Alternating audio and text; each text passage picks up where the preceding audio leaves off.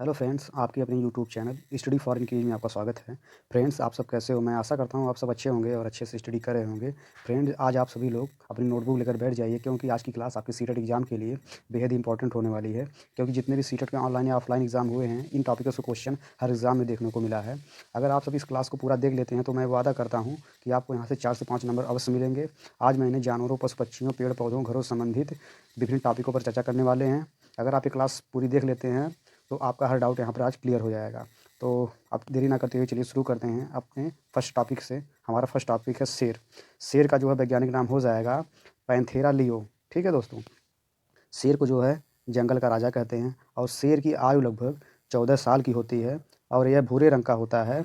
और शेर जो है ये अपनी मूँछों की मदद से शिकार का पता लगा लेता है और अंधेरे में अपना रास्ता ढूंढ लेता है दोस्तों। शेर अपने कानों की मदद से अपने शिकार की धीमी से धीमी आवाज़ को जो है सुन लेता है। ठीक है दोस्तों, और शेर अंधेरे में यह मनुष्य से लगभग 6 गुना ज़्यादा देख सकता है। ठीक है दोस्तों। दोस्तों, शेर के बच्चे का वज़न पैदा होने पर 1 से 2 किलोग्राम होता है। शेरनियाँ और बच्चे समूह में रहते हैं और शेरनी समूह की नेता होती है। शेर के नर बच्चे 2-3 साल बाद अपने समूह को छोड़ देते हैं और शेर अपने मूत्र की सहायता से अपने क्षेत्र या इलाके की को पहचान लेता है। ठीक है दोस्तों, और शेर की दहाड़ बहुत दूर तक सुनाई देती है दोस्त। हमारा नेक्स्ट टॉपिक है बाघ। तो बाघ का वैज्ञानिक नाम हो जाएगा पैंथेरा टिग्रिस। ठीक है दोस्तों, और बाघ जो है यह हमारा राष्ट्रीय पशु है।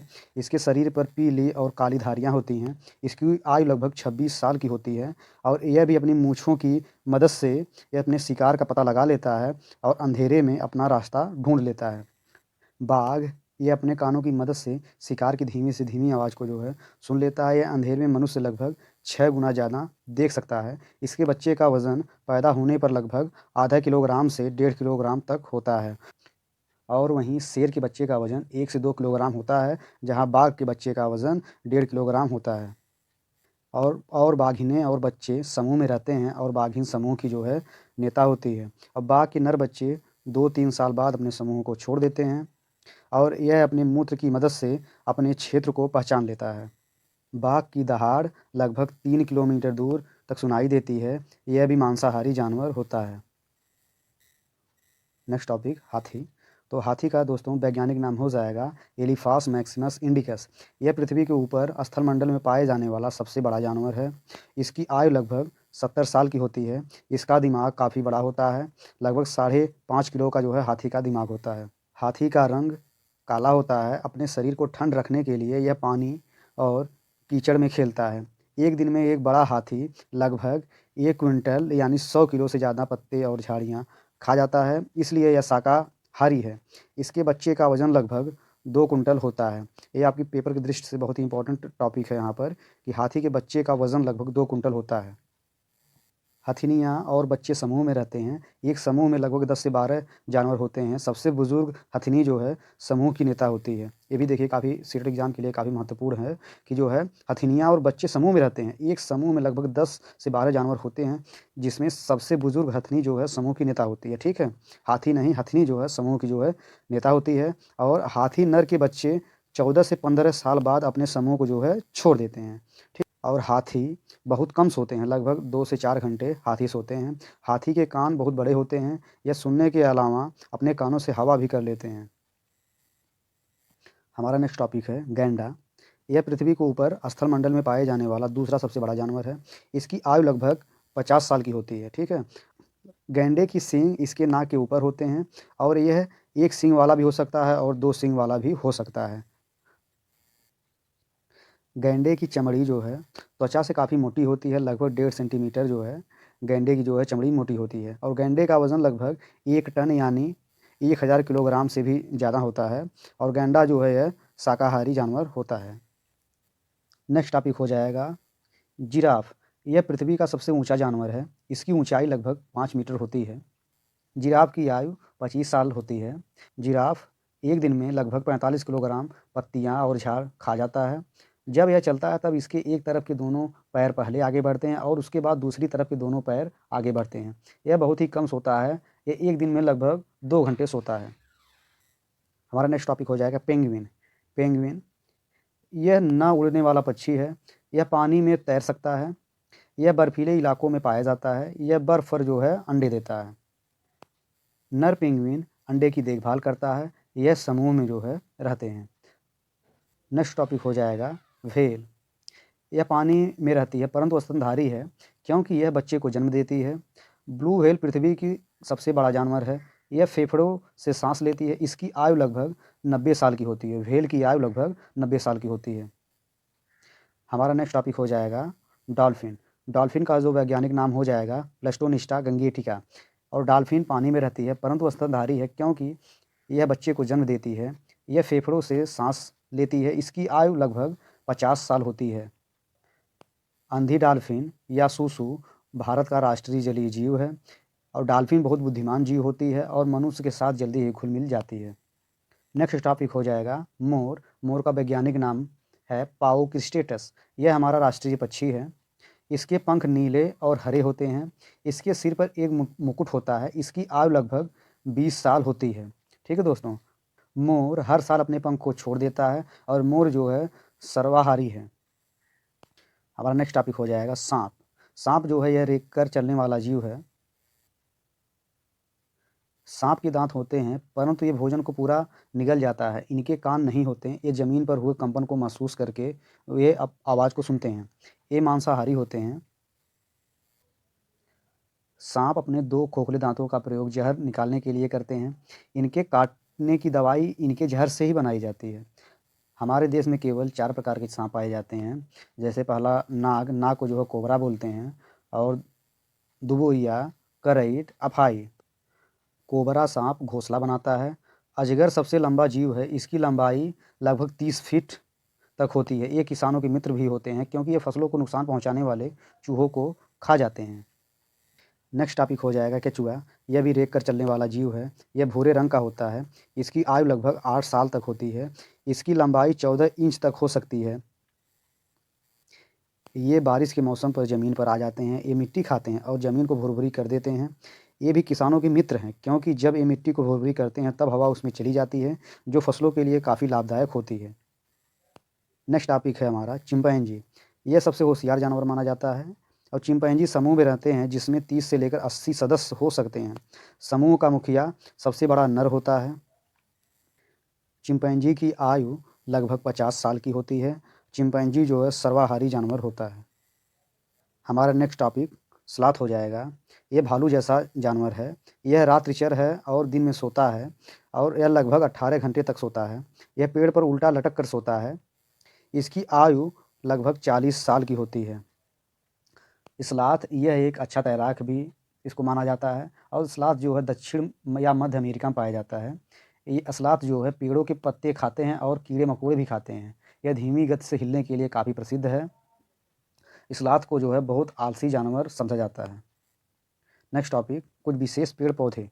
तो हमारा फर्स्ट टॉपिक हो जाएगा क्रेटन। क्रेटन जो है यह पौधा यह बता देता है कि फसल को कब पानी चाहिए। ठीक है, इस पौधे को मुख्य फसल के साथ बो दिया जाता है। इस पौधे की जड़ें ज़मीन में ज़्यादा नीचे नहीं जाती हैं। जब तक इस पौधे के पत्ते मुरझाने लगते हैं तब पता चल जाता है कि फसल को पानी की ज़रूरत है। Next topic people. यह एक विशाल पेड़ है। इस पेड़ की खासियत यह है कि यह 24 घंटे जो है ऑक्सीजन देता है। इसको जो है बोधि वृक्ष भी कहते हैं क्योंकि गौतम बुद्ध ने इस वृक्ष के नीचे जो है ज्ञान प्राप्त किया था। और इस वृक्ष की पत्तियां हमेशा हिलती रहती हैं। हमारा नेक्स्ट टॉपिक हो जाएगा बरगद। यह भी एक विशाल पेड़ है। इसके छत्र का फैलाव बहुत अधिक होता है। इसके छत्र को सहारा देने के लिए इसकी शाखाओं से जड़ें निकलती हैं जिसे स्तंभ या खंभा जड़ कहा जाता है। इस पेड़ में ज़मीन के भीतर भी जो है जड़ें होती हैं। हमारा नेक्स्ट टॉपिक हो जाएगा केला। केला पेड़ नहीं एक शाख है क्योंकि इसका तना हरा एवं कमज़ोर होता है। केले के फल एवं फूल जो हैं खाए जाते हैं। हमारा नेक्स्ट टॉपिक हो जाएगा निपेथिस या घड़पल्ली पौधा। ये एक कीट-भक्षी या कीड़े मकोड़ों को खाने वाला पौधा होता है। यह कीड़े मकोड़ों के अलावा मेढकों, चूहों एवं छोटे जीवों को भी खा जाता है।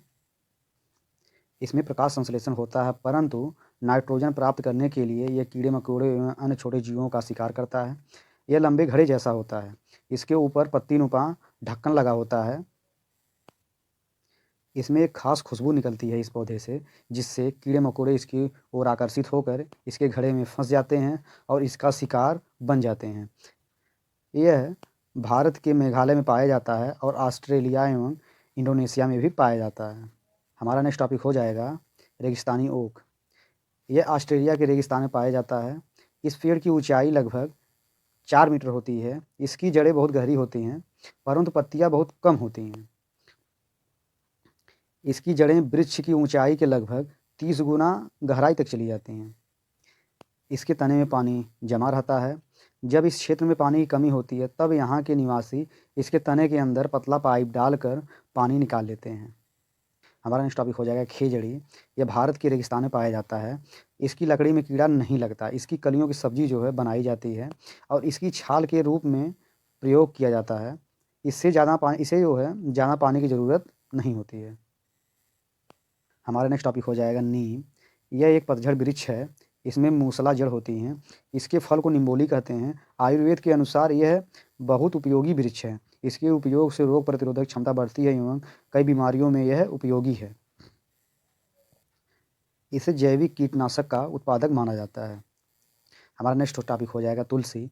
यह एक शाक है। भारतीय संस्कृति में इसको पूजनीय माना जाता है। इसके औषधि गुणों के कारण इसको जड़ी बूटियों की रानी कहते हैं। हमारा नेक्स्ट टॉपिक हो जाएगा क्षेत्र के आधार पर पौधों के प्रकार। तो हमारा फर्स्ट टॉपिक हो जाएगा मरुद्भिद। तो मरुद्भिद के बारे में हम लोग जानेंगे। ये पौधे मरुस्थल या रेगिस्तान जैसे क्षेत्रों में पाए जाते हैं। इसकी जड़ें लंबी होती हैं। इसमें पत्तियां छोटी छोटी होती हैं या फिर पत्तियां कांटों का रूप ले लेती हैं, जिससे वाष्पोत्सर्जन कम होता है। और नागफनी या इसको कैक्टस भी बोलते हैं, में तना हरा एवं गुद्देदार होता है और मोमी परत से जो है ढका होता है। इसमें तना ही प्रकाश संश्लेषण करता है जो है। उदाहरण के तौर पर ले लेंगे हम लोग बबूल, कीकर, कैक्टस जो है आदि जो है इसके उदाहरण हैं। हमारा नेक्स्ट टॉपिक हो जाएगा समोद्भिद।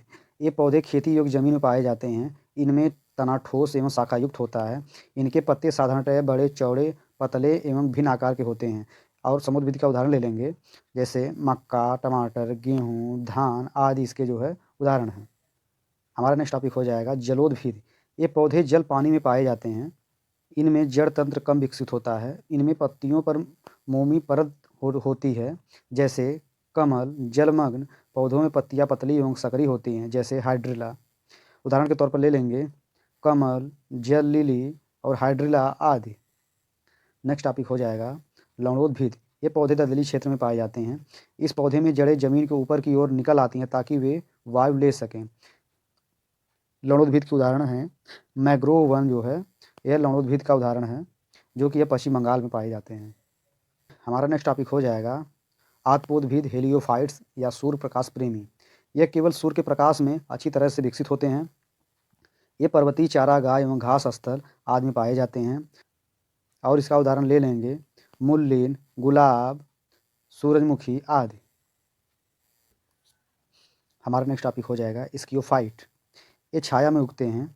उदाहरण के तौर पर आर्किड, फर्न, काली मिर्च आदि जो है इसके उदाहरण हैं। हमारा नेक्स्ट टॉपिक हो जाएगा विभिन्न क्षेत्रों के विभिन्न प्रकार के घर।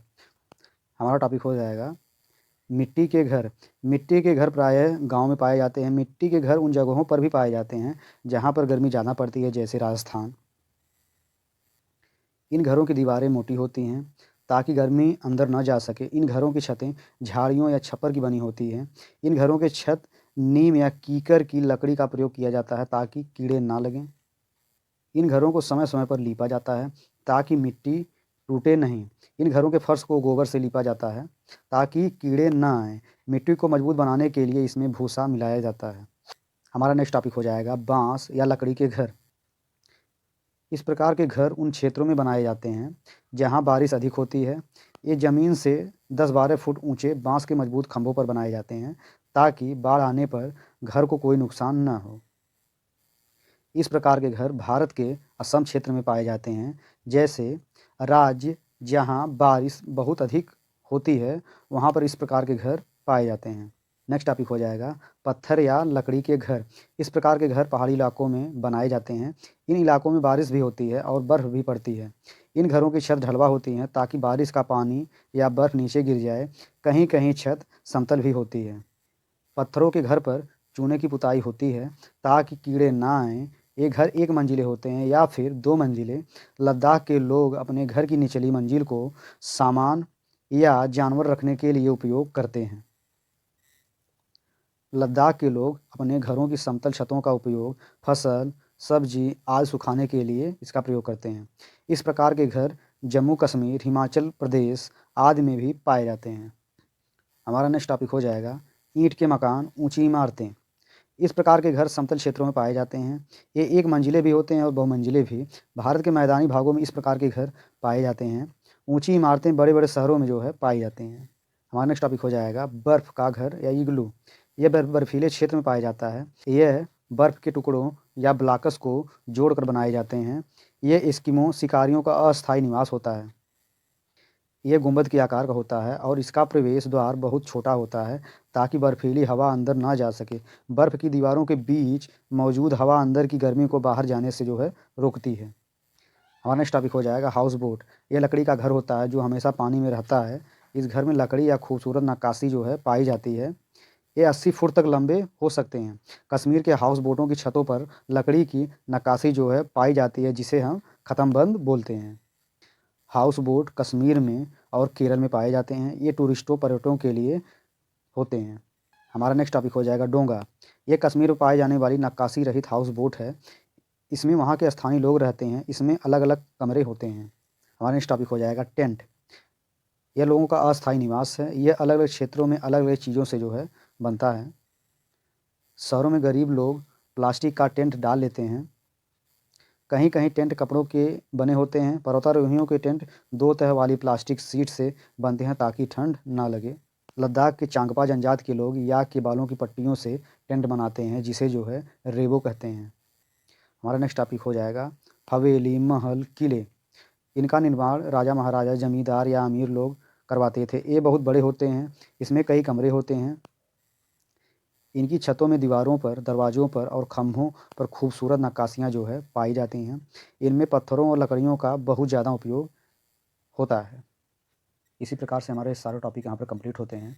अगर आपको हमारी ये क्लास पसंद आई हो तो प्लीज़ हमारे चैनल को सब्सक्राइब कर दीजिएगा। हमारी क्लास देखने के लिए आप सभी लोगों का तहे दिल से बहुत-बहुत धन्यवाद।